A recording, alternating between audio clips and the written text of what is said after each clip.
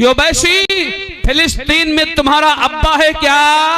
भारत में रहते हो, भारत का खाते हो, भारत में लोकसभा में बैठकर वेतन लेते हो, क्या फिलिस्तीन में तुम्हारा दूसरा अब्बा है जो वहां की जय घोष लगाते हो? तो जब आवाज दिल्ली से उठे विश्व हिंदू परिषद की, बजरंग दल की, आरएसएस की, भारतीय जनता पार्टी की, संतों की, उस समय मेरे साथियों 1 अरब हिंदुओं सड़कों पे आ जाना, देश के प्रधानमंत्री के साथ खड़े हो जाना, फैसला उसी दिन हो जाएगा कि वक्फ बोर्ड समाप्त होना चाहिए कि नहीं होना चाहिए। बोलो, आपसे पूछता हूं, वक्फ बोर्ड आतंकवादियों के लिए जमीनें, इस देश का बंटवारा 47 में हो चुका है धर्म के नाम पर।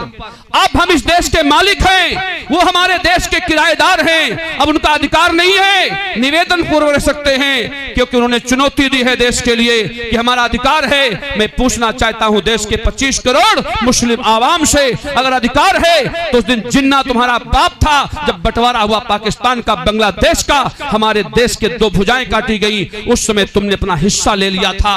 अब जो कुछ है वो हिंदुओं का है, हिंदुस्तान का है और हिंदू समाज का है, इसलिए कोई वक्फ बोर्ड का स्थान नहीं है। मेरे साथियों, जब जब दिल्ली से हिंदुत्व की आवाज उठे, घरों में नहीं घुसना, अब तो आवाज उठे और सड़कों पे उतरना होगा, क्योंकि वो सड़कों में उतरने की धमकी दे रहे हैं। मैं उनकी आवाज नहीं कह रहा, मैं देश की पीड़ा कह रहा हूं, देश के यशस्वी प्रधानमंत्री की पीड़ा। प्रधानमंत्री के पीछे कोई रोने वाला नहीं है, वो केवल तुम्हारे लिए संघर्ष कर रहा है।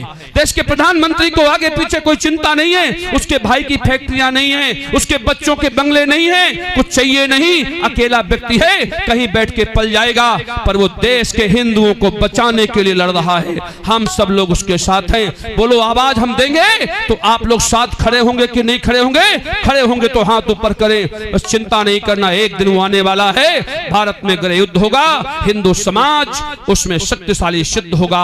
हम सब लोग तुम्हारे साथ खड़े हैं, चिंता नहीं करना। बलिदान पहले संतों का होगा। आपने सुना होगा 3 दिन पहले हमारे अखाड़ा परिषद ने कहा है देश के प्रधानमंत्री से कि हमें छूट दे दी जाए, 14 लाख संतों को लेकर हम बांग्लादेश में घुस जाएंगे और वहां हिंदुओं को बचाने के लिए मुसलमानों से लड़ जाएंगे, चाहे 14 लाख संत वहां पर बलिदान हो जाएं, हम लोग पीछे नहीं हटेंगे, क्योंकि देश पहले है, हिंदुत्व पहले है, इसके बाद ये धर्म है। देश होगा तब भागवत होगी, इस्लामी राष्ट्र बन जाएगा तो क्या भागवत होगी? न पंडित जी का पता लगेगा, न पुराणों का पता लगेगा, केवल बचेगा तो इस्लाम बचेगा। इसलिए प्यारे, हम लोग आज जगे, चैतन्य हो। इसी के साथ वाणी को विराम। जय श्री राम, हर हर महादेव।